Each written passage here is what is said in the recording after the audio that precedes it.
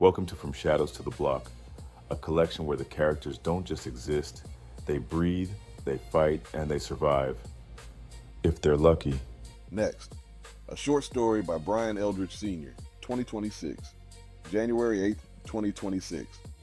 The one thing that French would never forget was the feeling of relieving another human of their life force. He could still smell the metallic odor that appeared suddenly, overtaking the light scent of body wash Howard had just applied. The warm stickiness of the blood on his fist and squirting up his arm and his neck still haunted him when he closed his eyes. The thick coppery taste still adhered to his tongue months later. But what French still struggled with was the finality of it all. Howard Dotson was dead. His mentor, his longtime acquaintance, his would-be business partner. French's ambition pushed the envelope, and he didn't want to be third in command anymore. He didn't want to be second in command either. He had aspirations far beyond the streets of Hopkinsville. Even simply running the supply lines from Pennyrow Parkway to Bluegrass Parkway, and from the northern border of Tennessee to the southern border of Indiana felt pedestrian. Kentucky was his goal, and then Ohio. After that, Indiana and Illinois. November 17th, 2025. I got big dreams. This ain't no bucket list, nigga. Dump truck list, French laughed, speaking to his friend Mike. Mike lugged the tote of unstamped mail onto a cart and reached for the next load coming down the line. Me too, Mike laughed. I dream of the day your black ass will get a real job. French smirked, watching the tote get closer. He noticed how Mike looked exhausted. His uniform clung to his body and sweat ran from his forehead, despite the chilly temperatures in the warehouse. You know, if you ever want to change of pace, I'm your man, French said, his head up high. Mike grabbed the tote and lugged it to the cart. He rubbed a gloved hand across his forehead and took a deep breath. I know what that looks like, French. That ain't my scene. I love you, dog, but let me let the U.S. government pay me. French's smile widened, but his eyes remained dark and distant. I feel that. You ain't built for this anyway. And you got that little situation with Angie, he said, before Mike dropped the tote with a clatter and stepped to him aggressively. The two men stood nose to nose. French had Mike by a couple of inches, but Mike had him by 15 pounds, and at the moment the rage factor would play a part. Don't you ever bring that up again, Mike hissed. French lifted his hands into the air in surrender and backed away. I'm just saying I get it. I know why you wouldn't want to be in this life. Just in case. Another tote from the conveyor dropped to the ground behind Mike as he stood there, chest heaving, fists clenched. You know we can remove people who don't belong, French said as he turned around to walk away. Ain't nobody gotta be removed, French. Leave that shit alone, Mike yelled over the sound of the conveyors and another tote crashing to the concrete below. When French slid into his Xterra, he sat for a moment, allowing the vehicle to heat up and make his breath invisible again. While he waited, he wondered if he had gone too far with Mike. Bringing up Angie and the twins was a low blow. He used privileged information that he was never supposed to speak of again. French remembered how heavy Mike seemed that night. French, Mike started, his words slurred and dragging. I gotta tell you something. French, also on his third bourbon of the night, was only two of the proverbial 3 sheets to the wind. He wasn't face down on the couch drunk like Mike. You ain't gonna confess your love or nothing, right? French joked, watching Mike struggle to roll over on the small couch. Mike freed his face from the cushion, his lips parted, and released a line of drool before he forced his way up. It's bad, man. I just gotta... French looked at his tumbler and then back at Mike, studying the anguish on his face. His dark eyes poured fresh tears and his lips quivered. What's up, man? Who died? Mike scrubbed his face with his palms and leaned in, elbows on knees, and lifted his chin to see French eye to eye. You know Corey and Angie couldn't have a baby, Mike started. French took another sip and held the glass suspended between his parted knees. It was bad. Angie told me that they were in trouble.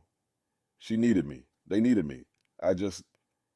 French held up his free hand and downed the rest of his bourbon with the other.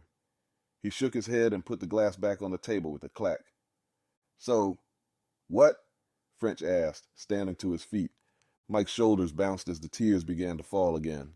He dropped his head with a gasp. I don't even know if I did it for them or I did it for me, he cried as he banged his fist on the coffee table. That bump brought French back to the present from Mike's lowest point. Weaponizing that secret wasn't French's finest hour, but sometimes he was unnecessarily competitive, even when it meant real-life pain. French pulled into the Scrubs parking lot, the $5 quickie car wash that operated as one of Howard's fronts. From the back office, French planned every mile and every ounce OG's organization was responsible for.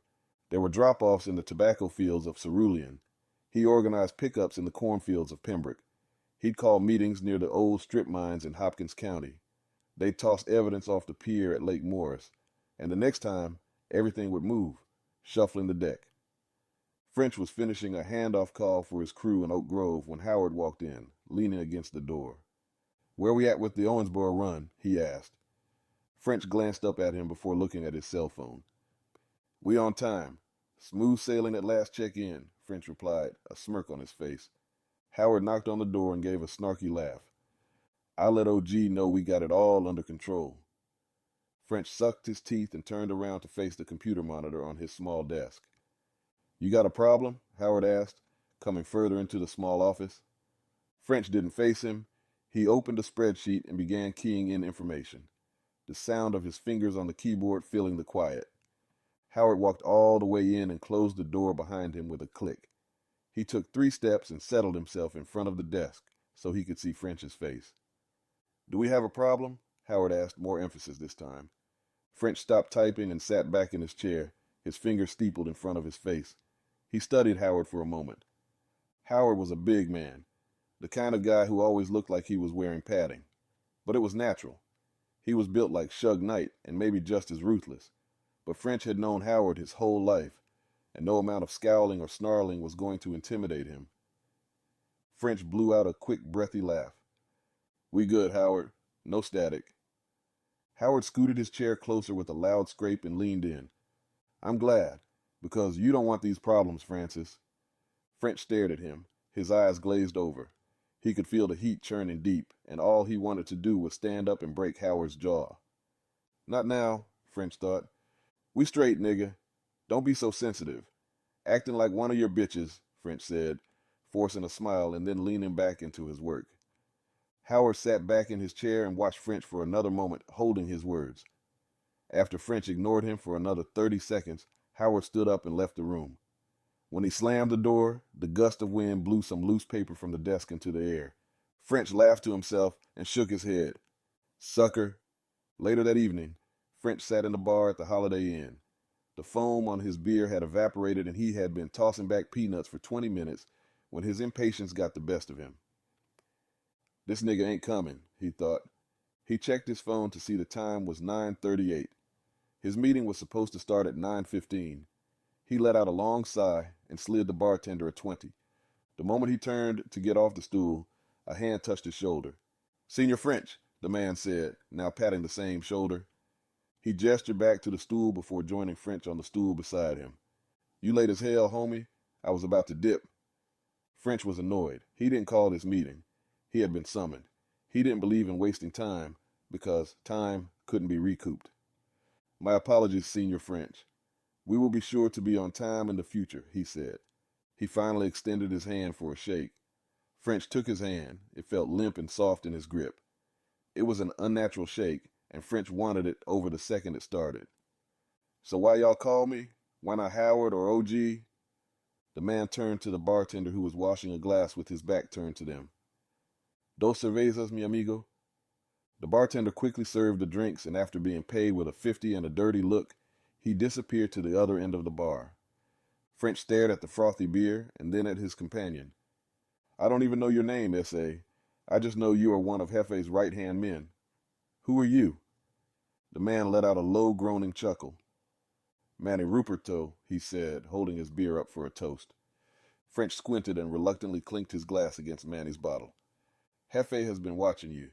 He likes your machismo," Manny said, staring across the room at 2 blondes walking into the bar. French was taken aback. He didn't know why they would notice him. He mostly stood quietly beside OG or Howard when they met. His job was simply to look tough in those meetings. But realistically, French managed logistics for OG's organization. He figured out how to deliver product to each neighborhood, every area, small town, and where to pick up the re-ups so there wouldn't be a routine that the cops could catch on to. Of course, Howard got all the credit for it, and more than once, it got under French's skin. But he was paid well, and being third in the organization was much better than being on the corner or in a truck bringing in 20 kilos of powder. He does he? French said before downing the rest of his beer.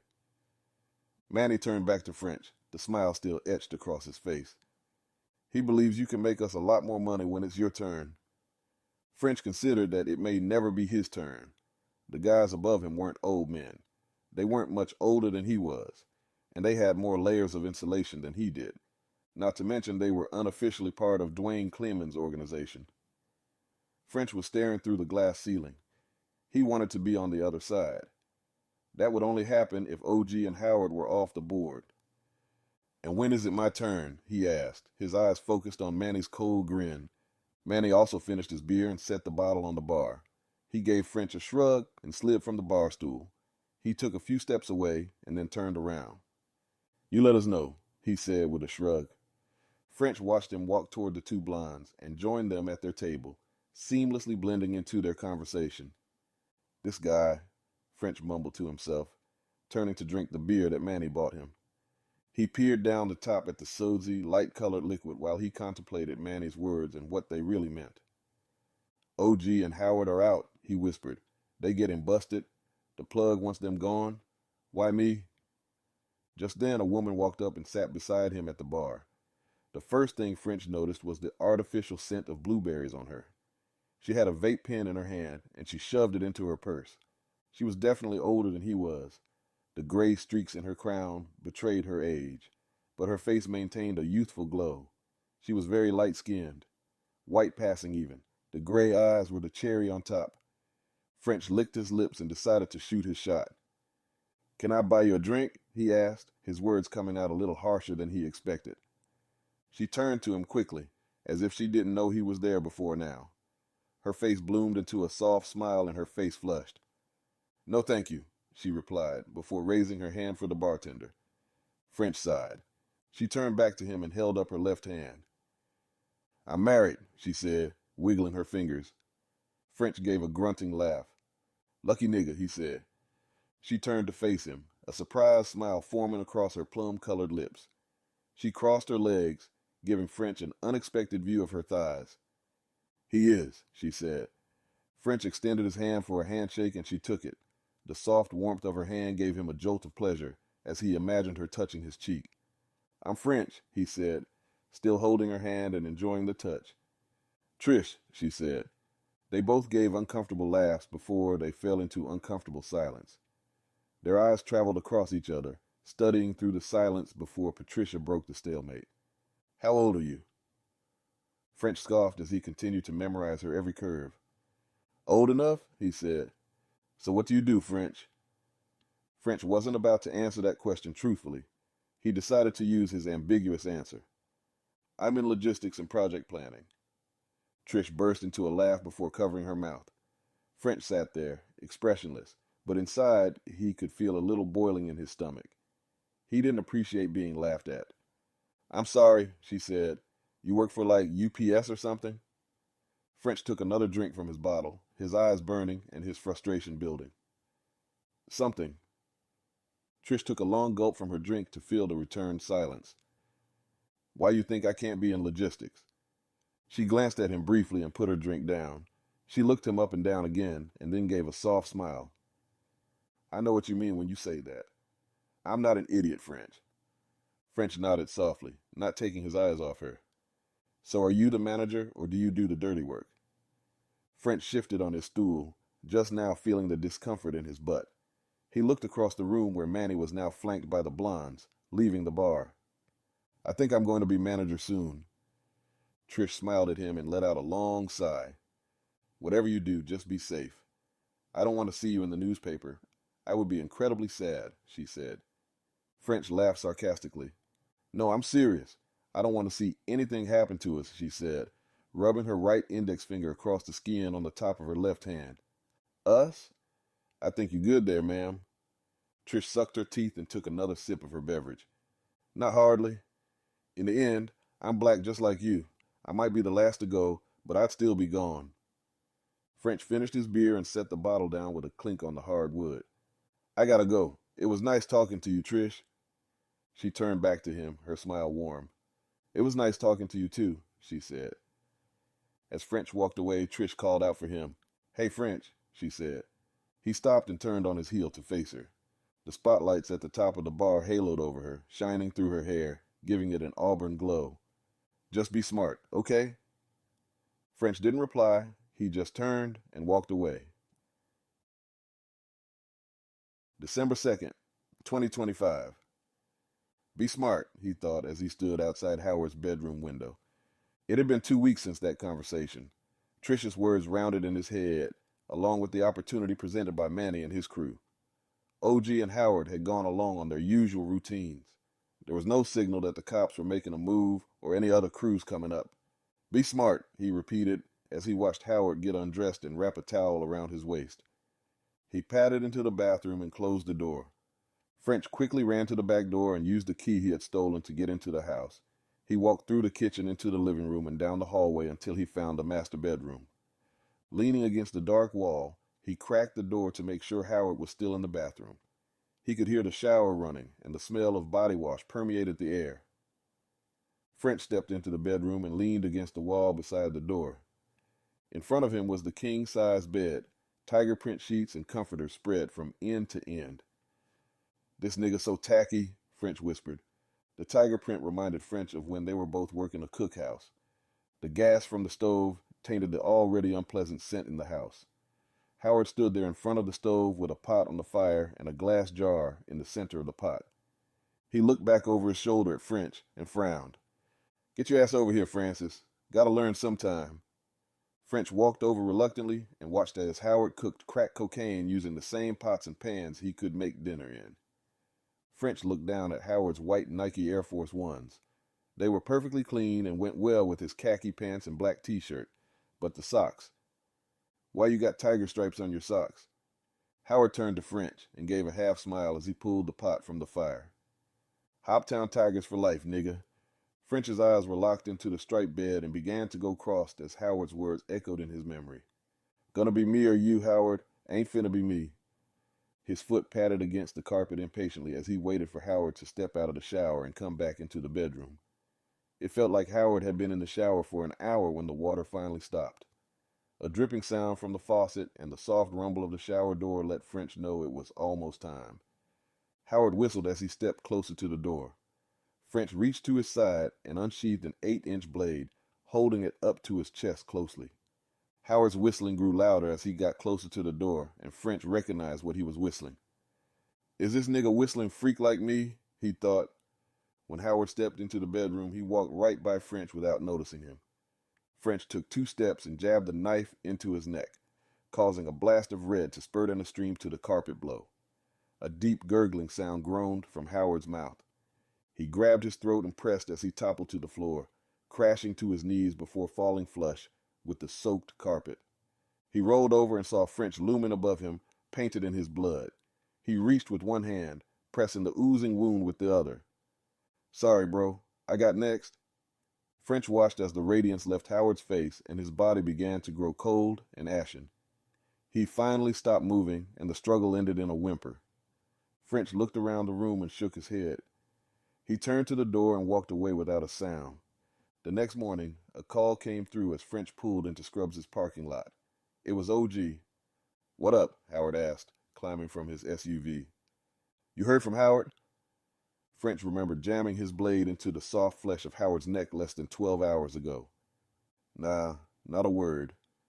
OG let out a long sigh, followed by an extended silence. French unlocked the doors and let himself into the building. He leaned against the wood counter, decorated by pin marks and rustic knife carvings. His fingers rubbed across the terrain as he listened for OG's next words.